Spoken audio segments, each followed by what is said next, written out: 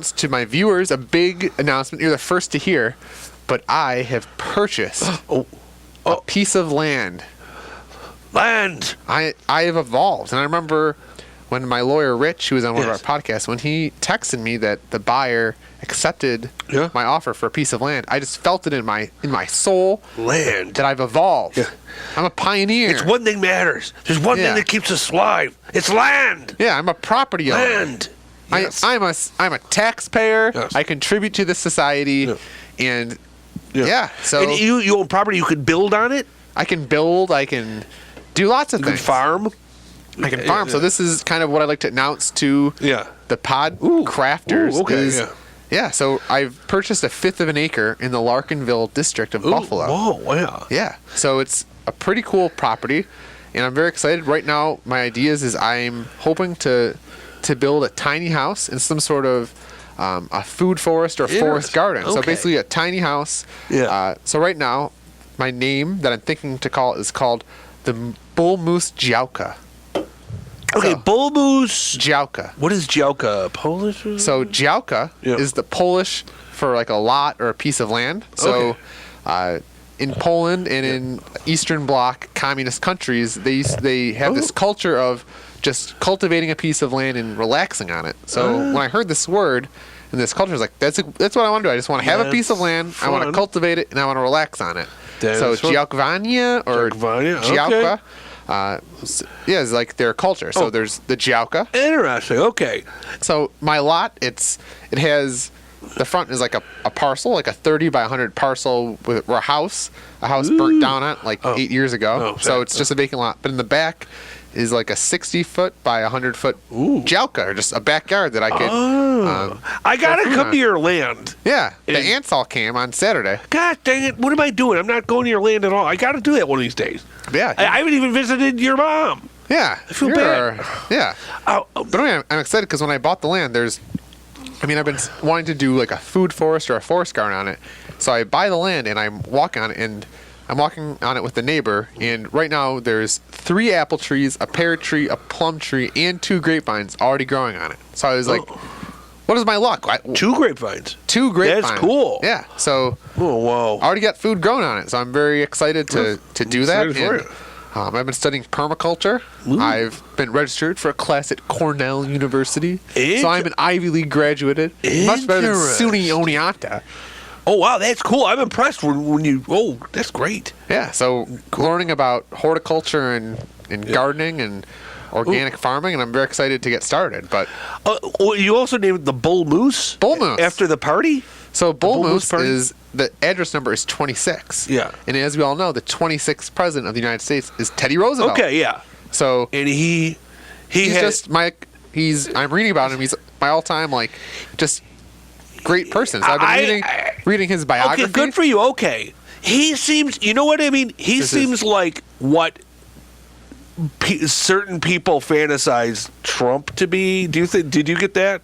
I mean, he was a Republican, so there's that. But he was very much, he was kind of the original president that took, at that point, the president really, he kind of created the modern day presidency. If he was, he called the office his bully pulpit. If he had his ideas and he kind of took the presidency and utilized it as like a place where he could put his ideas and really use a lot of power. So a lot of the modern day presidency, but from everything I read about him, he's just an awesome. If I could live like a tenth of a life of what this guy did, he was. Very smart, and he was very adventurous, and So 26 is the number of the property. He was the 26th president. So I was like, and he had his own Bull Moose party. Yeah. So then he started. In the 1912 election, the Bull Moose Party, which was like the progressive party. Yeah, so when you think of it was just crazy thing we read about that election, and it's very similar to what went on the last election of you have these 2 parties, they're both corrupt. He started the Bull Moose, the progressive party.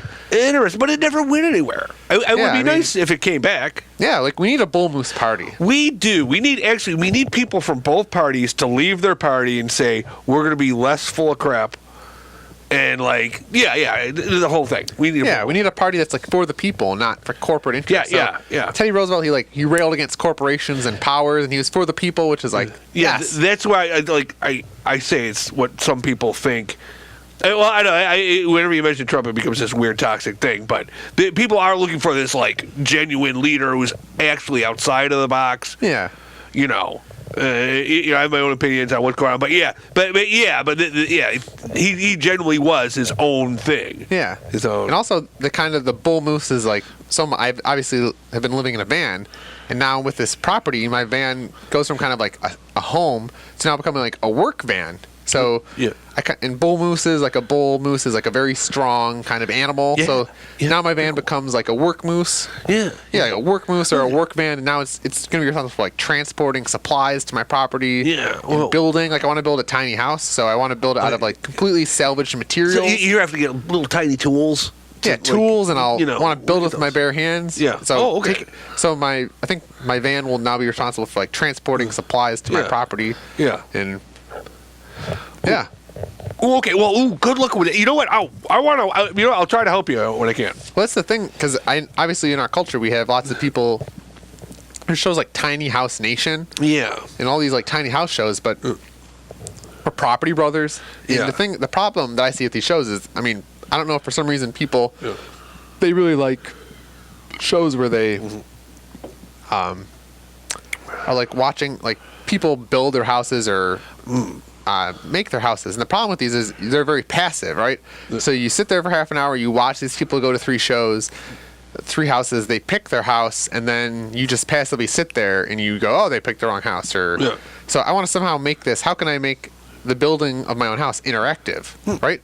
Yeah. I don't have the best ideas. I'm not an architect, but how can I engage the audience, the public, in building my house? Yeah. So I'm trying to think through how do I make some sort of interactive, I don't know if it's a show or somehow that our viewers and the people can have a say, contribute ideas to my property. So it's still very much a seed of an idea in my head. Ooh, okay, yeah. Ooh, geez. My suggestion to you, just do whatever you want. Do whatever, yeah. It doesn't have to be that small. Well, I don't know. Like, I've discovered, you know what I do want? Like, I always put them down, big kitchens. I do want a big kitchen for myself. Yeah. Next house, I mean, I've been researching a bunch of ideas, and this book that I've been reading is very inspiring to me. Okay. It's called Building a Multi-Use Barn. Okay. By John D. Wagner. Oh, okay. So, that's fun. Yeah, it's cool because it's like talking about building like a barn. So I don't know do I build a barn, a multi-use barn, and live in it and have activities, or do I just have a house and a barn? But I was thinking for my barn, I want to have somewhere where I could be like a gymnasium, or somewhere where I could do like physical exercise, maybe music or some sort of recording studio, and a workshop where I could like build things like a. But I could have multiple uses in my barn. But I meant, is the barn and the house the same thing? Or maybe I've been researching, and one of our great podcast viewers sent me a link to a video about shipping container homes.